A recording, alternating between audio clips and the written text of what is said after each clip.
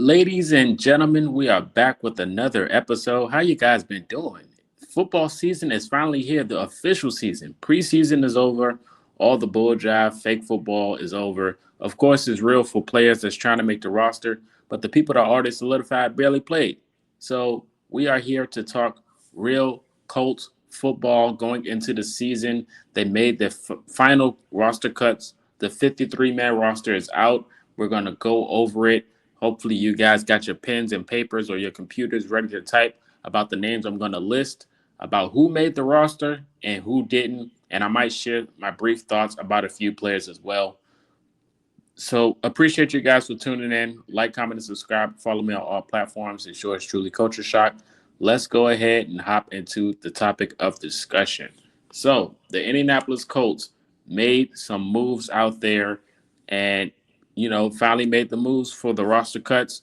A few names that popped up are surprising on some people's radar. On mine's, probably not. But we're going to start with the players that got released, starting with running back Khalil Herbert was one of the guys that got released. Cornerback Chris Lamons, who's been on the roster a few times. Tight end Sean McKeon. Cornerback Duke Shelley. Wide receiver Laquan Treadwell, and who I love every preseason in training camp. He's a guy that always stood out to me, putting in a lot of work, catching a lot of footballs, and he had a good catch radius. So he was definitely one of my favorites for the past few preseasons and training camps. He just can never fully get on the 53-man roster to start the year. We got defensive tackle Josh Tupou. We're going to move over to the wave list. Linebacker Austin Ajaki, wide receiver Aju, quarterback Jason Bean was a guy that got waived. He might make it back to the practice squad. He has potential. He just can never really get it pulled together, in my opinion. Running back Ulysses Bentley V, linebacker Jake Chaney, defensive tackle Devontae Davis, linebacker Solomon DeShields, tackle Marshall Foreigner, center Wesley French. That finally ends the cycle for French Rise for the Indianapolis Colts. Never really got to see the full potential of what it could be.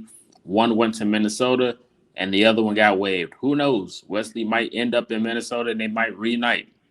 You never know when you're playing football in the professional football league and in the National Football League, so you never know.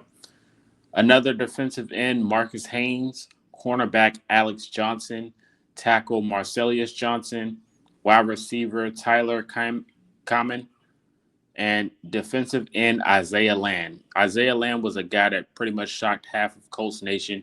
Honestly, for the shoe fans, was in uproar hear about this name being waived. Of course, everyone can't make the roster, but he was a guy that pretty much stood out and had himself a tremendous preseason and training camp. A lot of guys wanted him to make the roster. Unfortunately, he could not make this cut. Hopefully, he gets back on the roster, maybe practice squad. If not, he would get claimed by a contender. No doubt. I know he will. I just hope it's not the Kansas City Chiefs. Because if it is, we're going to have issues. Moving on, we got defensive end Desmond Little, tight end Maximilian Mang, cornerback BJ Mays, defensive end Darrell Nchami, running back Nate Noto, wide receiver Coleman Owen, wide receiver Landon Parker, guard Josh Sills. He's been around Indianapolis for a minute. Wide receiver Blaine Taylor. Safety Ladarius Tennyson. Linebacker Joseph Vaughn. Center Mosey Vavo. Safety Trey Washington. Cornerback Sam Womack III, who was a guy that they acquired last year, who had himself a pretty good standout beginning in Indianapolis, but wind up hitting the roster waves, which is an interesting one. Tight end Jelani Woods, running back Naquan Wright.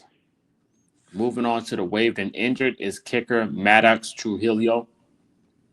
Placed on injured reserve, designated to return, is Jalen Carleys. Hopefully, when he gets back to full strength, he hits the roster. He's a pretty good player, a good ability out there in the linebacker group.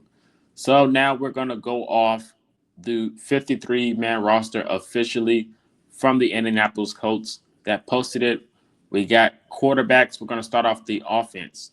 So for the quarterbacks, we got Daniel Jones, Riley Leonard, who had himself a pretty good end of the preseason, and Anthony Richardson. So those are your three quarterbacks for the Indianapolis Colts. Moving to the running back positions, we got DJ Giddens, who has happened to make the 53. Tyler Goodson finds himself back on the 53. And of course, yours truly, Jonathan Taylor. Moving to the wide receivers, we got Josh Downs, Ashton Doolin, Anthony Gould, A.D. Mitchell. We got Alec Pierce and Michael Pittman Jr. Tight ends, we got the vet Mo Alley Cox, Will Mallory, who's one of my favorites, Drew Ogletree. Hopefully he can pull it together this year.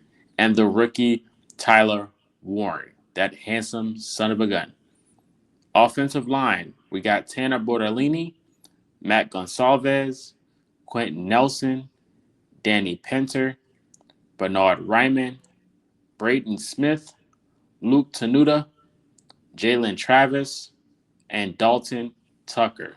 Jalen Travis is a guy who had himself a pretty decent preseason. Was shocked to see him make the 53, but congratulations to him. Moving to the defensive line, we got Adatumi Adewale, we got DeForest Buckner, Samson Ebukam, we got Neville Gallimore, we got Liatu Latu, Taekwon Lewis, Kwity Paye, Tim Smith, Grover Stewart, JT Tumaloa, and Eric Johnson II. Now, of course, Samson Ebukam is a guy that made the 53, of course, but there was a lot of people that wanted Isaiah Lamb to have that spot over him. We will see what's going to happen with that, but that is an interesting thing to have moving forward. The defensive line and offensive line looks really good on paper. I'm not even going to lie. They just got to stay healthy. That's all it is at the end of the day. Moving to the linebacker group that I am worried about, we got Joe Bacci, Zaire Franklin, Cameron McGrone, and Segun Alubi. Um, it's an interesting linebacker core, of course, with our vet Zaire Franklin leading it. It does look like a little lackluster, but hopefully with Lou Anarumo's scheme, it won't really show. Moving over to the cornerback room, which is polished, revamped, restyled. A lot of new names on here you guys might not know about, but I'm going to let you know. Mekhi Blackman, who we just acquired in the offseason via trade from the Minnesota Vikings, comes back with, we have Jonathan Edwards here. Xavier Howard is a new acquired talent. Kenny Moore, the second, and Travarius Ward. Now, this is a secondary group that looks way better than what we are used to seeing. Juju Brents did not make the 53, which is unfortunate, but it is what it is. He could just never stay healthy, but hopefully he can make a roster moving forward. So, yes, Mekhi Blackman is out there, new, and then we got Xavier Howard as well. I like this cornerback room. It's way better improved than what I'm used to seeing, so I'm excited. Moving to the safety room, we got Cam Bynum, Nick Cross, Daniel Scott, who had himself a pretty amazing game 3 of the preseason, and Rodney Thomas II is a guy I hope can figure it out, get a little bit more polished. His tackling is still a little iffy, but when it comes to coverage, he's pretty spotty in that as well. But I like the safety room with Bynum, Cross, and Scott.